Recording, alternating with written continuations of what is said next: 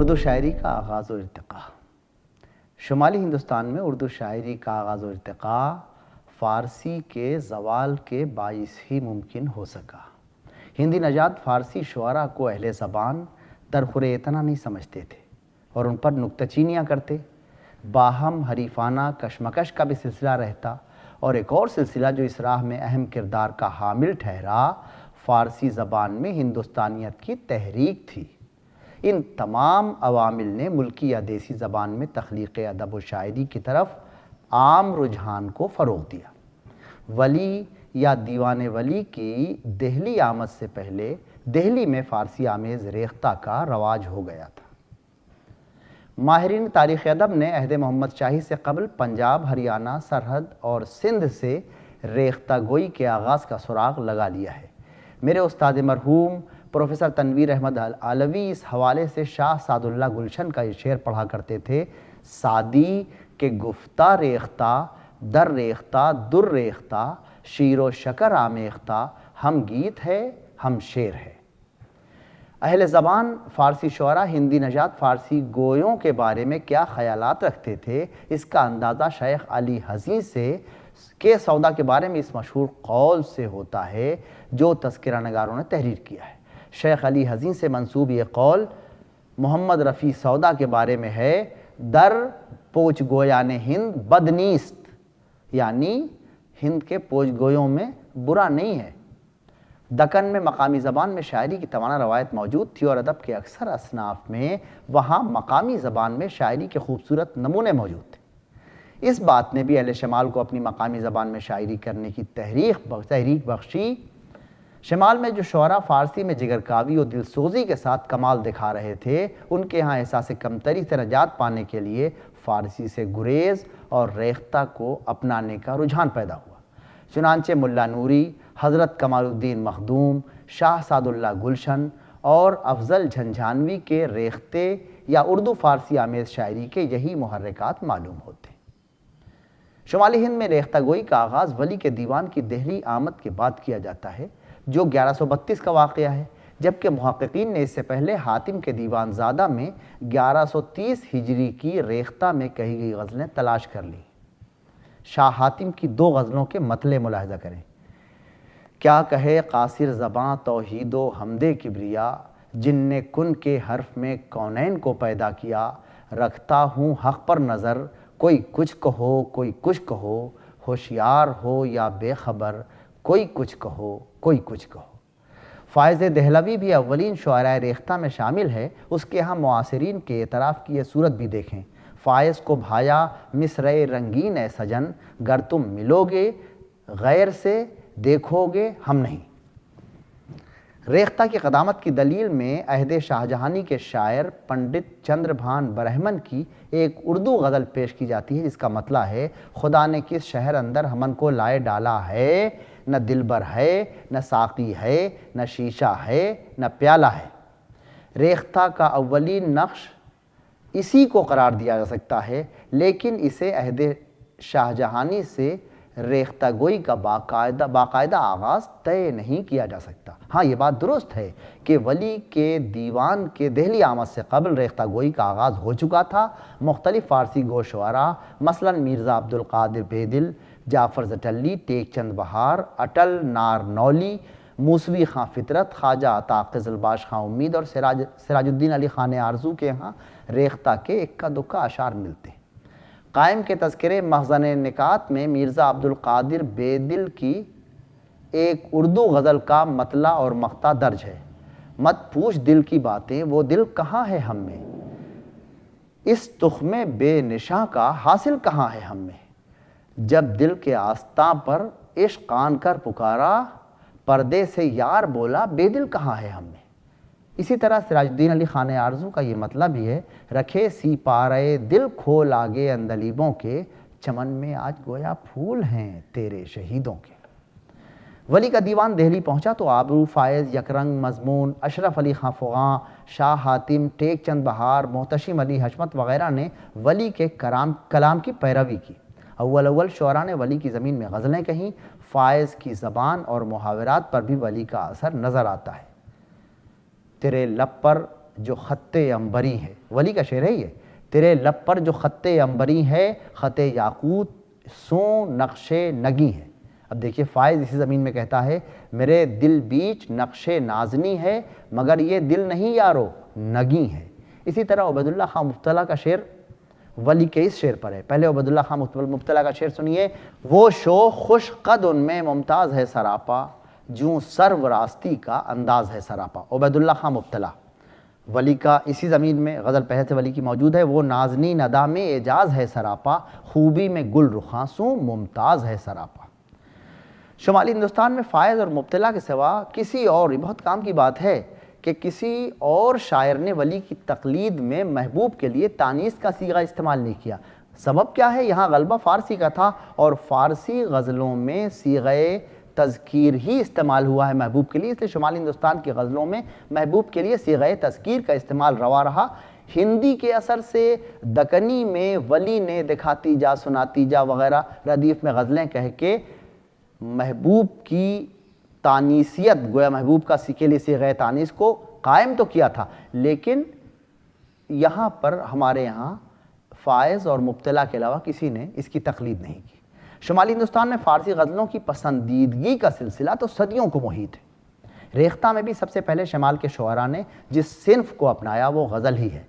غزل کے بارے میں دلچسپ بات یہ ہے کہ اولین شعراء شمال غزل کہہ کر فارسی غزل مراد لیتے تھے، یعنی اپنی ہندوستان کی اور ہندوستانی زبان میں یا ریختہ میں یا ہندوی میں جو شاعری کرتے تھے اس شاعری کو وہ کم رتبہ سمجھتے تھے، اس تخلیقی اظہار کو کم رتبہ سمجھتے تھے، اس لیے وہ غزل کہہ کر فارسی غزل مراد لیتے تھے، جہاں ایک معیار موجود تھا۔ قائم کا شعر مشہور ہے، سب کو یاد بھی ہوگا، ہم تو صرف اشارہ کر رہے ہیں، اور وہ یہ ہے کہ قائم میں غزل طور کیا ریختہ ورنہ، ایک چیز لچر سی بزبان دکنی تھی۔ شمس الرحمن فاروقی نے اپنی کتاب اردو کا ابتدائی زمانہ میں اس شعر کو باقاعدہ منتخب کیا ہے اور اس کے بارے میں اچھی خاصی گفتگو کی ہے اور اس کے حوالے سے غزل کے بارے میں گفتگو کی ہے۔ لہٰذا ولی کی تقلید میں دیوان مرتب کرنے کے ہنگام میں بھی ان شعراء کے ہاں غزل یعنی فارسی غزل کی مثالی حیثیت کی جانب نگاہ توجہ رہی۔ نتیجے کے طور پر ریختے میں غزلیں لکھنے کے دوران میں بھی شعراء شمال نے جتنا اثر ولی سے قبول کیا اس سے کم فارسی روایت سے نہیں کیا۔ یہی سبب ہے کہ مختصر زمانی وقفے میں شمال میں نہ صرف غزل کو قبول عام حاصل ہوا بلکہ اپنے معیار اور مضامین و معانی کے لحاظ سے بھی غزل نے عروج حاصل کر لیا۔ عرض کرنے کا مدعا یہ ہے کہ اصناف سخن میں سب سے زیادہ پسندیدگی جس صنف کو حاصل ہوئی وہ غزل ہے۔ اس صنف میں کمال کے درجے پر فائز شعراء ہماری تاریخ شاعری کو بہت میسر آئے اور اپنے آغاز سے ایک صدی سے بھی کم کے وقفے میں خدائے سخن کی شکل میں غزل کا عظیم شاعر میر تقی میر ہمیں میسر آ گیا۔ اردو کا پہلا صاحب دیوان شاعر جو شمالی ہند میں پیدا ہوا نجم الدین شاہ مبارک آبرو ہے۔ آبرو اور اس کے معاصرین فائز، یکرنگ، مضمون، فغاں، شاہ ظہور الدین حاتم وغیرہ نے 18ویں صدی میں اہتمام کے ساتھ اردو میں غزلیں کہیں اور ردیف وار اپنے دواوین مرتب کیے۔ اپنی ہمہ جہت خوبیوں کی وجہ سے جن میں ایجاز، اختصار، ایمائیت، معنی و مفہوم کا تنوع وغیرہ شامل ہے، غزل بہت جلد اردو معاشرے کی پسندیدہ اور محبوب ترین صنف شاعری بن گئی۔ اولین شعراء نے اردو میں اس صنف پر توجہ کا جو سلسلہ شروع کیا وہ مسلسل جاری رہا اور جاری ہے۔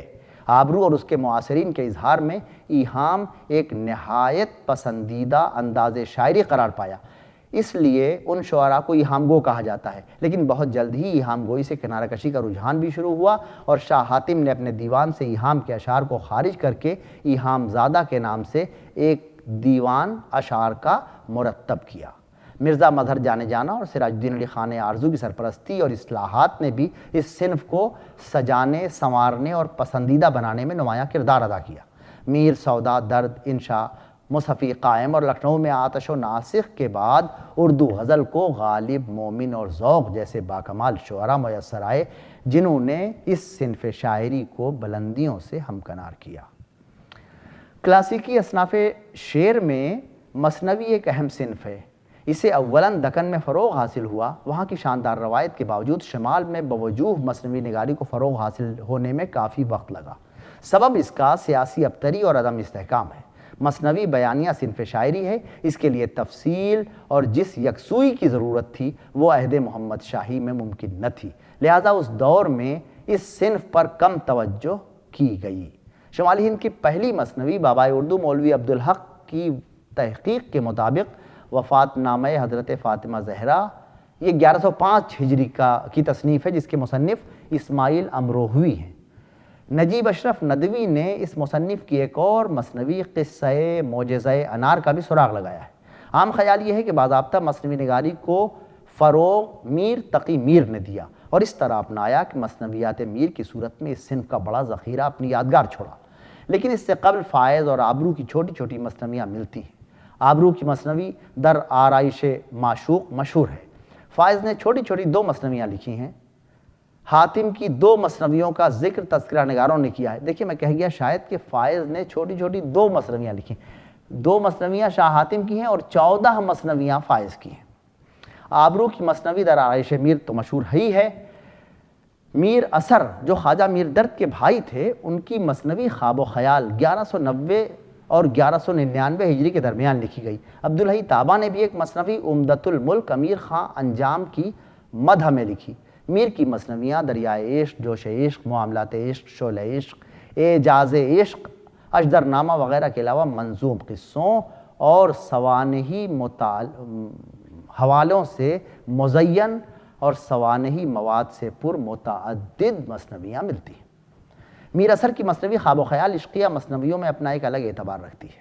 اس میں پلاٹ اور کردار کا فقدان ہے، اس کے باوجود بقول فراق قیامت کی عشقیہ مثنوی ہے۔ قائم چاندپوری کے کلیات میں اس کی 15 مثنویاں شامل ہیں۔ نثار احمد فاروقی نے نسخہ رامپور کے حوالے سے ان کی تعداد 27 بتائی ہے۔ شمالی ہند کی مثنوی نگاروں میں سب سے اہم اور نمایاں نام میر حسن کا ہے، جنہوں نے کل 11 مثنویاں لکھی ہیں، لیکن ان میں سحر البیان کو سب سے زیادہ شہرت ملی۔ بقول امداد امام اثر اس مثنوی میں شاعری کا خاتمہ نظر آتا ہے۔ اردو میں یقیناً ایسی کوئی مثنوی نہیں لکھی گئی۔ اس کے علاوہ مصحفی سودا، جعفر علی حضرت وغیرہ شعراء نے بھی اس میدان میں طبع آزمائی کی۔ بعد کے شعراء میں مثنوی نگار کی حیثیت سے تاریخ شاعری میں مستحکم حیثیت کی حامل شعراء پنڈت دیا شنکر نسیم اور نواب مرزا شوق ہیں۔ اسی طرح قصیدہ ایک کلاسیکی صنف شاعری ہے، بہت اہم۔ یہ بھی دیگر اصناف شاعری، غزل، مثنوی وغیرہ کی طرح اردو میں فارسی سے آیا۔ اس صنف کو دکن میں شاہان بیجاپور و گولکنڈہ کی سرپرستی کی وجہ سے خوب فروغ ہوا۔ دکنی قصیدہ نگاروں میں غواصی کا نام سب سے نمایاں ہے۔ شمالی ہند میں شاعروں کا دور اول ایہام گو شعراء کا تھا۔ وہ شعراء قصیدے جیسے دقیق فن کے تقاضوں سے عہدہ برا نہ ہو سکے۔ اس طرح العموم متقدمین کے دور اول میں قصیدے کا فقدان نظر آتا ہے۔ متقدمین کے طبقہ دوم میں قصیدہ نہایت آب و تاب کے ساتھ چمکا اور سودا کی شکل میں اس صنف کو ایک باکمال فنکار میسر آیا، جس سے قصیدے کو ایک معیار حاصل ہو گیا۔ سودا کے علاوہ اس دور میں اشرف علی فغاں، میر، قائم چاندپوری اور انشاءاللہ خان انشا وغیرہ نے قصیدے کہے۔ مدحیہ قصائد میں قادر الکلامی کا اظہار پرشکو الفاظ کے ساتھ نہایت طمطراق سے سودا نے کیا۔ اس سلسلے میں اس نے فارسی کے قصیدہ گویوں کی تقلید بھی کی۔ قصیدہ نگاری میں سودا کو اہتمام کے ساتھ اس صنف کو اپنانے اور اس میں کمالات کے اظہار کے سبب قصیدے کا نقاش اول کہنا، اردو قصیدے کا نقاش اول کہنا مناسب ہوگا۔ سودا نے حجویہ قصائد بھی کہے۔ اس کا معروف قصیدہ تضحیک روزگار مغل عسکری نظام کی حجم میں ہے۔ سودا کے بعد کے دور میں قصیدہ نگاروں کی فہرست میں غالب، مومن اور ذوق کے نام اہمیت کے حامل ہیں۔ اس دور میں شیخ ابراہیم ذوق کے قصائد اپنا الگ مقام رکھتے ہیں۔ برجستگی، روانی، ندرت، شان و شکوہ اور اصطلاحات علوم کے برتنے میں ذوق کو قصیدے کے میدان میں ملکہ حاصل ہے۔ غالب اور مومن کے قصائد بھی کم نہیں، لیکن اپنی قصیدہ نگاری کے منفرد اسلوب کے سبب خاقانی ہند کا تاج ذوق کے سر پر رکھا گیا۔ بعد کے شعراء نے بھی قصیدے کہے۔ خاص طور پر نعتیہ قصائد کا اچھا خاصا ذخیرہ موجود ہے اور اس میں انفرادیت بھی ہے۔ مثال کے طور پر محسن کاکوروی کا نعتیہ قصیدہ سمت کاشی سے چلا جانب متھرا بادل، یا اقبال سہیل کا قصیدہ بحیثیت مجموعی اس صنف شاعری کو سب سے زیادہ ضرورت اپنی ترقی کے لیے فیاض ممدوح کی ہوتی ہے، جو بادشاہ وہ نوابین کے علاوہ کم ہی پائے جاتے ہیں۔ اس وجہ سے یہ صنف ترقی نہیں پا سکی۔ قصیدے آج بھی لکھے جا رہے ہیں، لیکن قصیدے صرف مدحیہ قصیدے ہیں جو خدا و رسول و اولیاء کرام و بزرگان دین کی بارگاہ میں حصول ثواب کے لیے اور نظر عقیدت کے طور پر پیش کیے جاتے ہیں۔ اردو مرثیے کی ابتدا بھی دکن سے ہوئی۔ ابتدائی مرثیوں سے لے کر ولی کے دور تک مرثیے دو مختلف ادوار میں تقسیم کیے جا سکتے ہیں، مگر ابتدائی دور کے مرثیے محض رسمی نوعیت کے ہیں۔ ان میں درد اور اثر نام کو بھی نہیں۔ جو مرثیے سلاموں اور مربع کی شکل میں ہیں ان کی زبان نسبتاً صاف ہے۔ ندیم، رضی اور ہاشم کے مرثیوں میں ادبی رنگ بھی ہے اور درد بھی۔